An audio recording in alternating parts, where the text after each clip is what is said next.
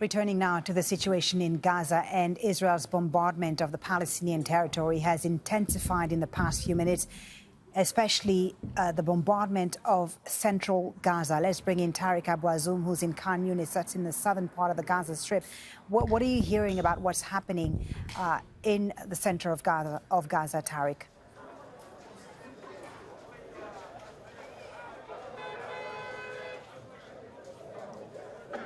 Yes, the center of Gaza has witnessed a massive Israeli campaign of airstrikes that targeted different sites central the Gaza Strip, considered to be the main vital area in the territory. This area considered to be very densely populated, even after the evacuation of thousands of people to the southern areas of Gaza Strip. People there have running low on different kinds of fuel, medical supplies, and even food, and now they are witnessing massive Israeli airstrikes. We clearly see the videos released from the central Gaza Strip as the lightening up of every single corner of the Gaza Strip in the central areas in terms of the Israeli relentless attacks as well. These attacks continued and every single hour, day and night, targeting civilians and even destroying residential houses and even civil infrastructures. Now, the main concentration for the Israeli latest attacks concentrated on destroying bakeries, attacking United Nations shelters, and they are also trying to destroy and to wipe out every single shape of life in the central areas and northern areas of the territory as well, in order to force citizens there to evacuate to the southern areas so they can have a kind of flexibility in terms of the military acts inside the Gaza Strip. So the Israeli relentless attacks also continued, led to the cutoff of communication network, and so it's really affected on the ability of medical services and even the ambulance services. They don't know either where is the location of the attack, and the citizens are forced to bring victims by using their own ways of transportation. Yeah. Just before the previous coverage, I just saw a man bringing one of the victims by using his own carta pulled by a donkey to the hospital here, Nasser Hospital, due to the absence of communication. So ambulances cannot really get an access to the targeted areas. Tariq, very important that you mentioned there communications, because we've heard from the Palestinian telecoms agency, which has said internet services have been cut across Gaza again. Is that happening throughout the territory, or is it just in the areas that are under intense bombardment right now, central Gaza?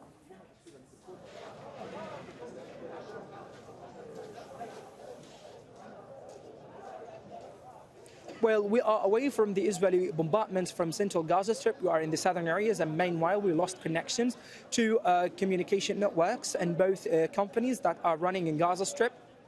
And even, what about the areas that have been massively bombarded? There is no any shape of communication there. We face such a great difficulty in terms of communicating with our relatives, our friends, and our beloved ones in the central areas of the Gaza Strip in order to check how they are within the Israeli relentless attacks that really cause catastrophic consequences and deterioration in their life aspects there. So they cannot really contact us, and we cannot really know the number of casualties, the locations of the attacks, and even the Palestinian Ministry of Health is facing such a great difficulty in terms also of identifying the places of targetings in order to send ambulances to deliver and to take wounded and victims resulted from the Israeli attacks as well. If you're just joining us on Al Jazeera, it's just gone past 17 GMT. That's 7 p.m. in the Gaza Strip. And in the past half hour or so, there have been intense Israeli airstrikes over the Gaza Strip. Unusually intense Israeli airstrikes, especially on the central part of the Gaza Strip, as our correspondent Tariq Abu Azoum has been telling us. We are unclear as to what specific areas in central Gaza are being targeted right now by Israeli forces. But Tariq, worth perhaps reminding us what is there right now in terms of population, because of course the Israelis had told Palestinians living in the northern Gaza Strip to head south. Why are they targeting these areas specifically in the center of the Gaza Strip? And what do we know about the concentration of the population there right now? Did a lot of people heed that call to move south or not?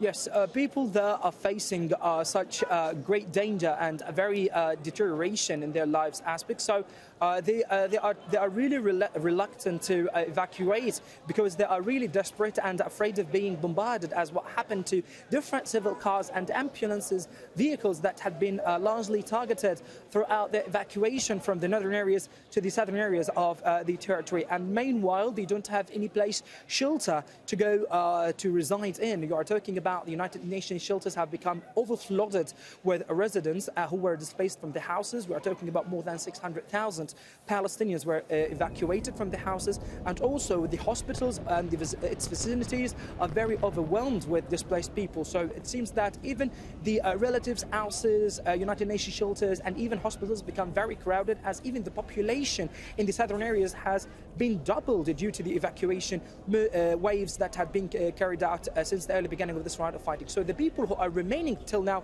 in Gaza, they don't have any option. They are very limited in terms of the ability to move, as Israel is expanding its military ground operations on both linking roads between the north and the south of Gaza Strip. And every one of them is afraid to lose his life. And even if he was forced to leave his house under severe circumstances, he is forced to walk for long distance in order to have access to the southern areas of Gaza. It's been 30 days of relentless Israeli bombing of the Gaza Strip, and in the last few minutes it has intensified even more, especially in the central parts of Gaza. And what we've seen, Tariq, in these past 30 days is that no area in Gaza is safe. Hospitals have been targeted. Refugee camps. We saw 3 refugee camps targeted today, including the largest one in Gaza, which has been hit several times by Israeli forces.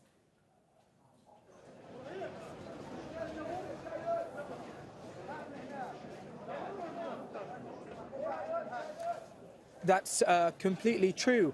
A lot of refugee camps have been targeted, hospitals, United Nations shelters.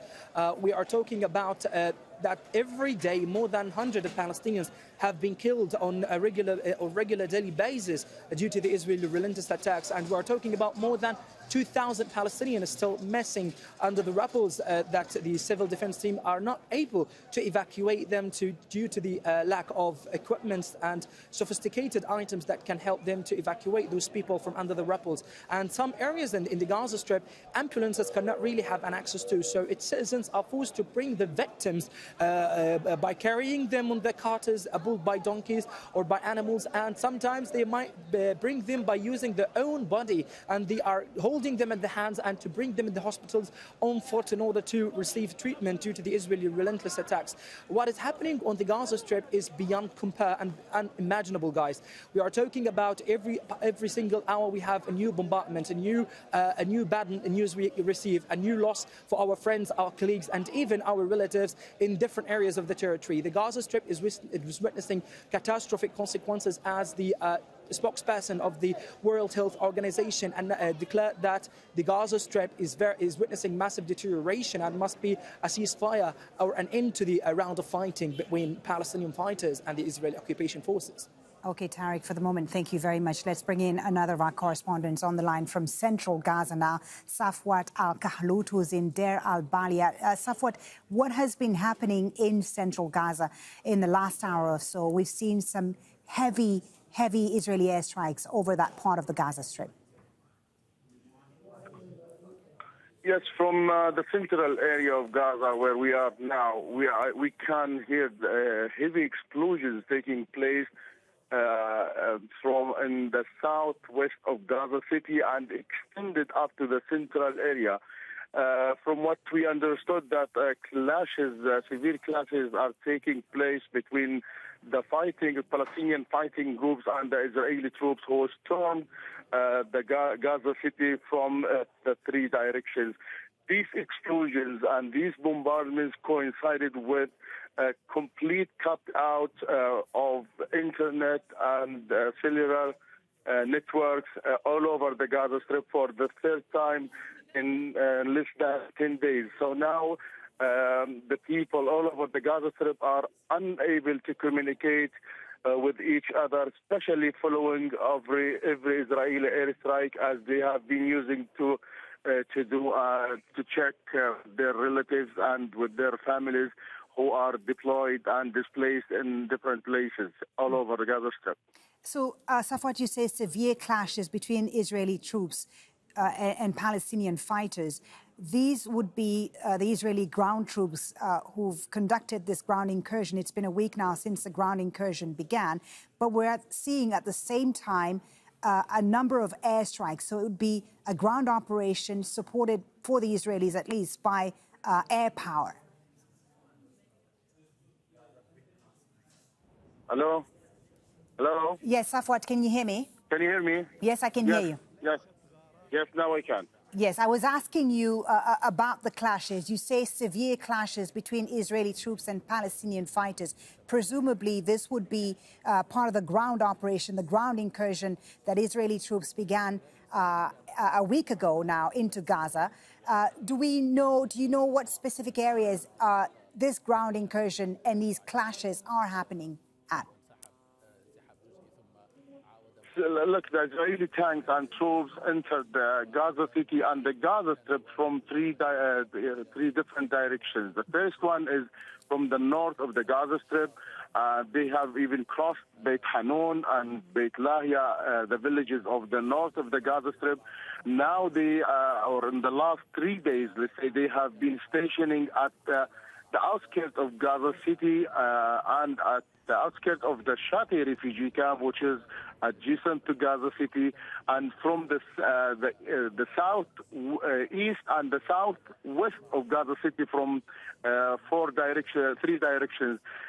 In the last 3 days, the Israeli troops and tanks have not achieved any more advancement since the last time they entered Gaza. They cut the road, the main road called Salah ad-Din, that links Gaza City with its north, with the rest of the Gaza Strip, and now they are few tens of meters from the other coastal road, which is the other option for the people to leave Gaza, and they opened the fire even for anyone who tried to cross from Gaza to the southern area of the Gaza Strip.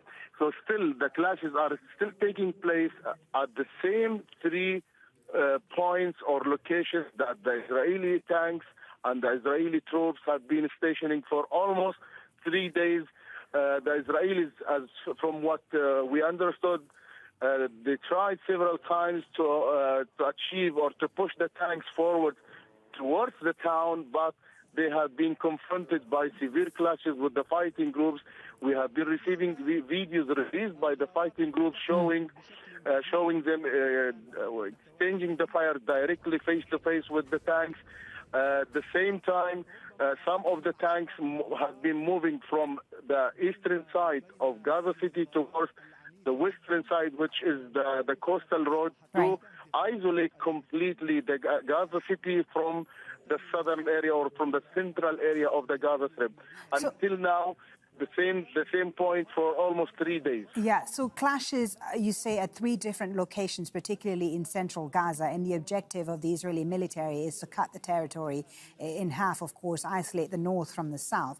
You talked about Hamas and the Palestinian fighters pushing back, and the fact that you say Israelis haven't been able to make that much of an advance.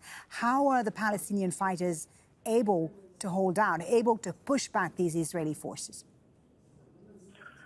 The Palestinian fighting groups have been preparing themselves for the Israeli invasion from the beginning, and that's why they have digged a network of tunnels underground.